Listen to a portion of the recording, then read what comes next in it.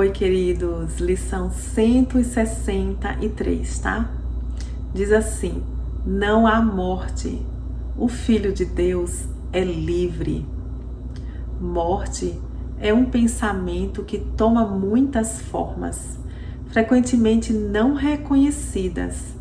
Pode aparecer como tristeza, medo, ansiedade ou dúvida, como raiva, ausência de fé e falta de confiança, preocupação com o corpo, inveja e todas as formas em que o desejo de ser como tu não és possa vir tentar-te. Todos esses pensamentos não passam de reflexos da adoração da morte como salvador e doador da liberação. Porque quando a gente está nesses sentimentos, nesses pensamentos, a gente está completamente separado da nossa fonte, né? Estamos em pura ilusão. Então, por isso que ele diz que são pensamentos de morte, porque nos mantém aprisionados aqui na matéria, nos afastando da nossa realidade, tá? Encarnação do medo, anfitrião do pecado, Deus dos culpados e Senhor de todas as ilusões e enganos. De fato, o pensamento de morte parece poderoso, pois parece manter todas as coisas vivas dentro da sua mão ressequida, todas as esperanças e desejos no seu domínio maléfico, todas as metas percebidas somente por seus olhos que não veem. Os fracos, os impotentes e os doentes curvam-se diante da sua imagem, acreditando que só ele é real, inevitável, digno de sua confiança, pois somente ele virá com certeza. Então a gente acredita tanto nessas coisas, que a gente se curva diante dessas doenças, desses sentimentos e pensamentos, né? Todas as coisas, com exceção da morte, são vistas como incertas, rapidamente perdidas por mais difícil que tenha sido obtê-las, inseguras em seus resultados, aptas a falhar as esperanças que outrora geraram e a deixar um gosto de pó e cinzas em seu rastro, ao invés de aspirações e sonhos. Mas pode-se contar com a morte, pois ela virá com passos certos. Quando tiver vindo o momento da sua chegada, nunca falhará em tomar toda a vida como refém de si mesma. Tu te curvarias diante de ídolos como esse? Aqui a força e o poder do próprio Deus são percebidos em um ídolo feito de pó. Aqui o oposto de Deus é proclamado Senhor de toda a criação, mais forte do que a vontade de Deus pela vida, do que o amor infindável e a perfeita e imutável constância do céu. Aqui a vontade do Pai e do Filho é enfim derrotada e enterrada sob a lápide que a morte erigiu sobre o corpo do Filho Santo de Deus. Sem santidade na derrota, ele veio a ser o que a morte quis que ele fosse.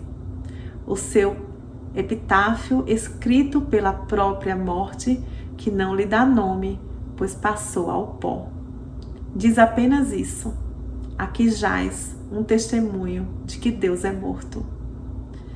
E ela escreve isso muitas e muitas vezes e durante todo o tempo. E seus adoradores concordam e ajoelham-se com as cabeças voltadas para o chão. Sussurraram medrosamente que é assim. Então, todas as vezes que a gente se deixa ter pensamentos de morte, que são esses pensamentos citados, né?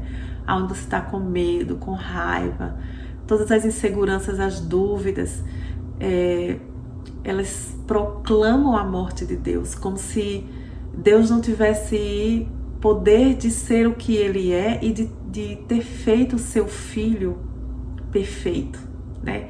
E mantido o seu filho em perfeição. Então o que é que a gente faz? A gente se ajoelha na frente da ilusão. Aceita como verdade, aceita todas essas coisas de fora para dentro, que vem da mente do mundo, a gente aceita como realidade e deixa a verdade de Deus de fora, como se Deus fosse um perdedor, como se Deus não fosse o governador do seu próprio mundo, tá? É impossível adorar a morte sob qualquer forma e ainda escolher algumas que não apreciarias e ainda queres evitar, embora acredites nas demais. Ou você acredita na morte ou você larga a morte completamente, né? Pois a morte é total. Ou todas as coisas morrem ou elas vivem e não podem morrer.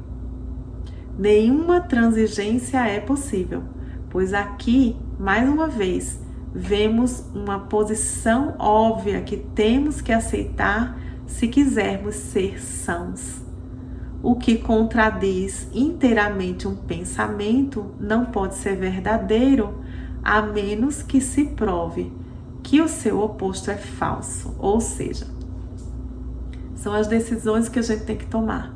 Se nós vamos alimentar as nossas mentes com pensamentos de morte, de medo, né? E crer na morte e nos levar para a morte, ou se nós vamos agora dar as nossas mentes para Deus, para que Deus nos mostre vida e não aceitar mais essas derrotas. Porque, na realidade, amados, cabe mesmo a nós não aceitar as sugestões da mente, né?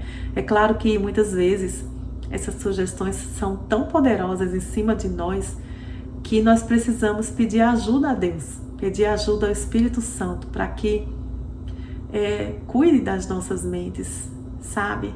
Muitas vezes minha oração é: Pai, limpa minha mente, me limpa desses pensamentos. Não deixa que a minha mente seja usada pela mente carnal, me abre para os teus pensamentos. A gente precisa estar orando sem cessar, né? Quer dizer, a gente tem que estar vigiando essa mente para que somente os pensamentos de Deus, que são os pensamentos de vida, façam parte das nossas mentes, não aceitando outros pensamentos. E aí ele continua aqui. A ideia da morte de Deus, porque se você morrer, Deus morreu, né? A ideia da morte de Deus é tão absurda que mesmo os insanos têm dificuldade de acreditar nela, pois implica que Deus outrora vivia e de alguma forma pereceu, morto aparentemente por aqueles que não queriam que ele sobrevivesse. Sua vontade mais forte conseguiu vencer a vontade de Deus e assim a vida eterna deu lugar à morte.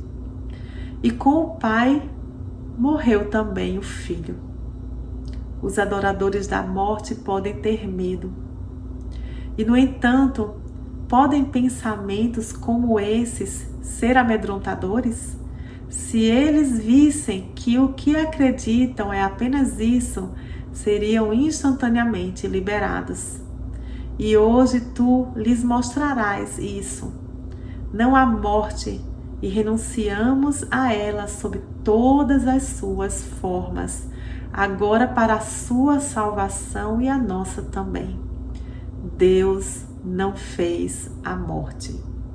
Portanto, qualquer que seja a forma que ela assuma, ela tem que ser uma ilusão. Essa é a posição que adotamos hoje. E nos é dado olhar para o que vem depois da morte e ver que a vida que está além. Então agora nos é dado olhar para o que vem depois da morte e ver a vida que está além. Então ele faz aqui uma oração, tá? Ele diz assim: Pai nosso, abençoa os nossos olhos hoje. Somos os teus mensageiros e queremos contemplar o glorioso reflexo do teu amor, que brilha em todas as coisas. Vivemos e nos movemos só em ti. Não estamos separados da tua vida eterna. Não há morte, pois a morte não é tua vontade. E nós habitamos onde nos colocaste, na vida que compartilhamos contigo e com todas as coisas vivas, para sermos como tu és e parte de ti para sempre. Aceitamos os teus pensamentos como nossos e a nossa vontade é una com a tua vontade eternamente. Amém. Então a ideia que a gente tem que estar lembrando durante todo o dia: não há morte, o Filho de Deus é livre, tá? E aí quando a gente tiver pensamentos de pecado, de inveja, de raiva, vamos lembrar, até pela sensação que a gente tem no corpo, a gente sente a desarmonia imediatamente. A gente sente a morte já, porque aquela desarmonia no corpo, a mente descontrolada, a gente já vai identificar isso como pensamentos de morte e aí vamos nos posicionar como filhos de Deus. O Filho de Deus é livre. O Filho de Deus não tem esses sentimentos, nem esses pensamentos. Eu não aceito esses pensamentos. Deus está guardando a minha mente hoje. Então nós vamos nos manter, né? Repetindo sempre que puder e nos lembrando da ideia de hoje: não há morte, o Filho de Deus é livre. Ok, amados? Namastê, Deus abençoe.